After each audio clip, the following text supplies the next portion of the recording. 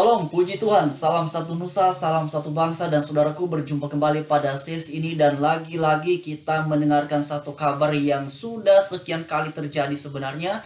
Dan ini lagi-lagi terjadi dan tentu ini sesuatu yang sangat memilukan sekali.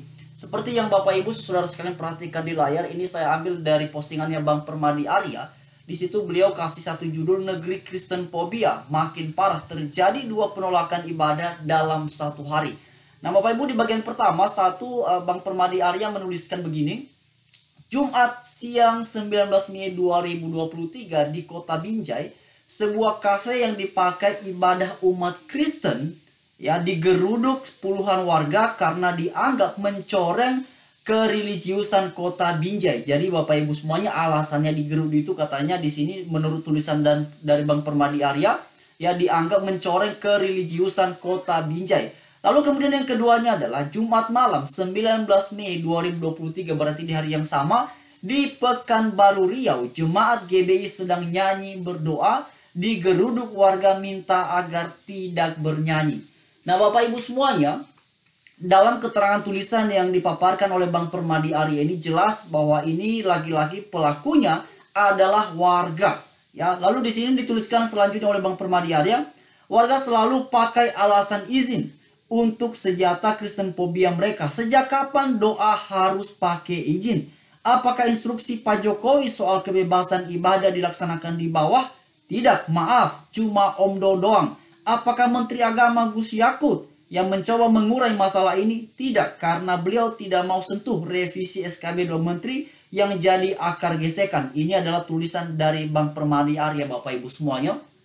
Dan memang ini sesuatu yang sangat memilukan sekali. Saya pun ya ketika melihat berita-berita yang seperti ini sangat bersedih hati sekali Bapak Ibu. Saya pernah rasakan ya situasi yang seperti itu, dan itu ya membuat sesak di dada. Saya juga heran sekali ya, beberapa waktu belakangan Bapak Presiden Jokowi, bukankah beliau itu berpidato ya dengan uraian-uraian yang sangat menarik sekali mengenai katanya beliau bahwa konstitusi kita menjamin kebebasan beragama. Tetapi mengapa kemudian kebebasan beragama terutama untuk kalangan kaum minoritas itu nampak sulit sekali? Nah Bapak Ibu semuanya, beberapa komentar yang kemudian merupakan respon dari beberapa pengguna media sosial yang kemudian menyampaikan di kolom komentar Bang Permadi Arya ini, katanya mungkin juga Bang karena itu bukan tempatnya dan segala macam. Begini Bapak Ibu ya teman-teman sekalian, kalau kita mau jujur ya, berapa kali kita melihat bahwa ada kegiatan-kegiatan yang dilaksanakan misalnya di trotoar. Tetapi yang mengherankan adalah kenapa kegiatan peribadatan umat Kristen itu yang hanya dilakukan 1 kali dalam 1 minggu, kok sepertinya banyak sekali insan-insan di luar sana yang mengaku adalah warga dan segala macam dengan berbagai macam alasannya menyampaikan bahwa ini tidak ada izin, bahwa ini tidak boleh. Ya bahkan tadi dalam postingannya Bang Permadi Arya ini menuliskan bahwa katanya mencoreng kereligiusan.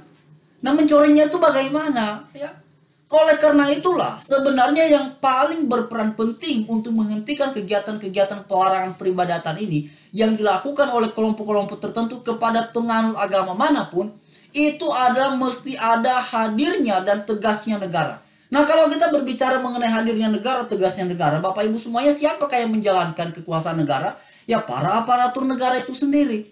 Ya, para aparatur negara itu sendiri. Karena itulah pada hari ini saya sebagai warga negara, mungkin juga Bapak Ibu sebagai sesama warga negara dan juga yang beragama Kristen, kita bertanya kepada mereka-mereka yang punya kewenangan, yang sudah diberikan mandat oleh konstitusi untuk menjalankan kewenangan kekuasaan negara, di mana penegakan keadilan yang berasaskan pada keadilan sosial sebagaimana yang diamanatkan oleh Pancasila dalam sila yang kelima, keadilan sosial bagi seluruh rakyat Indonesia.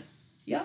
Dan juga mengenai penjelasan dari Bapak Presiden Jokowi yang menyampaikan bahwa konstitusi kita menjamin kebebasan beragama di bangsa kita di Indonesia. Di mana itu semua? Ya. Kenapa kemudian seolah-olah warga negara yang beragama Kristen itu, saya mendapatkan kesannya itu diperlakukan seperti anak tiri, ya bahkan mungkin ada seorang ibu tiri yang jauh lebih baik ya. Tapi saya merasa ini perlakuannya itu Bapak Ibu semuanya, ya ini kita seolah-olah seperti di nomor 2 kan. Padahal Pancasila kita ya jelas itu keadilan sosial bagi seluruh rakyat Indonesia. Ya. Bapak Ibu semuanya bisa searching di media sosial ini. Berapa banyak tempat-tempat peribadatan yang lain itu yang tidak punya IMB. Apakah kita pernah mendengar bahwa itu dilarang dipakai? Apakah kemudian kita mendengar bahwa itu dilarang digunakan? Bagi saya secara pribadi, karena ini adalah tempat peribadatan, ya, harusnya ada kebijaksanaannya. Kalau misalnya satu tempat peribadatan tertentu belum ada IMB-nya, belum ada izin dan segala macamnya, ya kita mengharapkan ada proses perizinan yang dipermudah untuk hal yang seperti ini. Karena tempat-tempat seperti ini kan dipakai untuk kebaikan. Ini kan dipakai untuk mendidik umat. Tentu dalam hal yang terkait dengan nilai-nilai keagamaan. Dan saya melihat kalau berbicara mengenai nilai-nilai keagamaan ini, idealnya harusnya adalah untuk kebaikan. Karena itulah kemudian saya heran sekali kenapa ya, sepertinya kalau mengenai kegiatan peribadatan umat Kristen ini kok dari waktu ke waktu terus terulang, dari waktu ke waktu terus terjadi. Ada apa sebenarnya ini? Ya, ada apa? Mengapa seolah-olah kemudian ya, apa namanya Bapak Ibu, yang menentukan untuk suatu tempat dipakai untuk beribadah, mengapa seolah-olah yang kemudian yang menentukan untuk suatu apa namanya ya, suatu gedung boleh dipakai untuk beribadah adalah warga? Bukankah yang punya kewenangan untuk memberikan izin untuk melarang itu adalah haknya negara? Tapi kenapa kerap kali akhirnya kita melihat yang berperan aktif itu, yang sering sekali berada di garda terdepan untuk melarang ini adalah warga. Ya, mereka menyebut diri, ada yang menyebut dirinya kelompok agama tertentu, ada yang menyebut dirinya warga tertentu dan segala macam. Terserahlah mereka mau pakai alasan apapun. Tetapi pada sesi ini saya mengharapkan hadirnya negara. Ya. Pak Presiden juga beberapa waktu yang lalu beliau berpidato mengenai kebebasan beragama. Tapi apa realisasinya? Ya, apakah kemudian kebebasan beragama terrealisasi secara baik? Apakah kemudian pelarangan tempat peribadatan kemudian terhentikan? Apakah kemudian akses perizinan di dalam hal membangun suatu tempat peribadatan apakah semakin dipermudah? Bapak Ibu semuanya, ya kalau kita flashback lihat ke belakang, berapa banyak tempat peribadatan yang sampai hari ini juga masih bergumul mengenai perizinan dan segala macam. Ya. Inilah yang memilukan hari ini. Ya. Inilah yang kemudian menjadi keprihatinan kita hari ini. Dan lagi-lagi saya mau ingatkan kepada para pemimpin gereja, tolong ini sudah saatnya kita jangan lagi berbicara mengenai denominasi manakah itu, ya gereja apakah itu. Bukankah pengakuan iman kita yang berlandaskan pada Alkitab bahwa kita semua ini saudara seiman? Bukankah pengakuan iman kita mengatakan bahwa kita ini adalah anggota tubuh Kristus yang harus saling melengkapi? Ayo, ya. Kalau ada saudara kita di luar sana yang masih bergumul terkait dengan kebebasan pembangunan tempat peribadatan ini, ayo bergandengan tangan bersama, ya. Dipikirkan solusinya bagaimana. Karena kalau kita mengharapkan, ya misalnya kita meminta kepada Pak Gus Yakut mengenai SKB 2 Menteri yang harus direvisi, ya beliau waktu yang lalu ketika ditemui oleh PSI, beliau sampaikan katanya ya aspirasi itu diterima. Ya aspirasi itu diterima. Tapi sekarang ini kita berada pada situasi kita sedang membutuhkan tindakan nyata.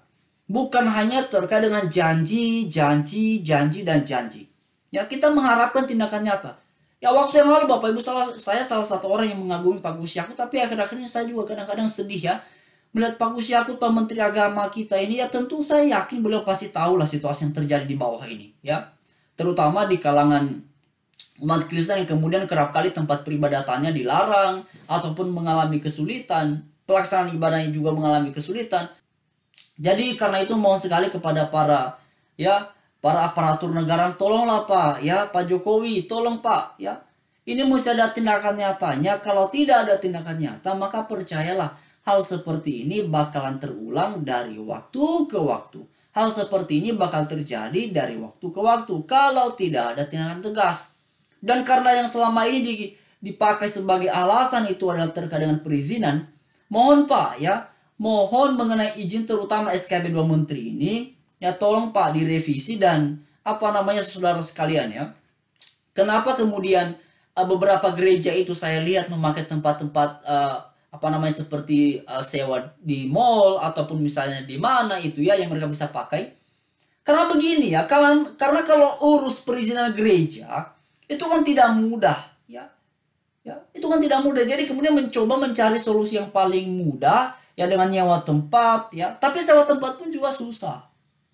Ya dimohonlah ya Pak Gus Yakut, Pak Jokowi, Pak Kapolri, Pak Mahfud MD, tolong Pak diberikan perhatian terhadap kebebasan beragama di Indonesia ini. Pak Menkumham, Ya, tolong Pak, ini harapan kami sebagai warga negara.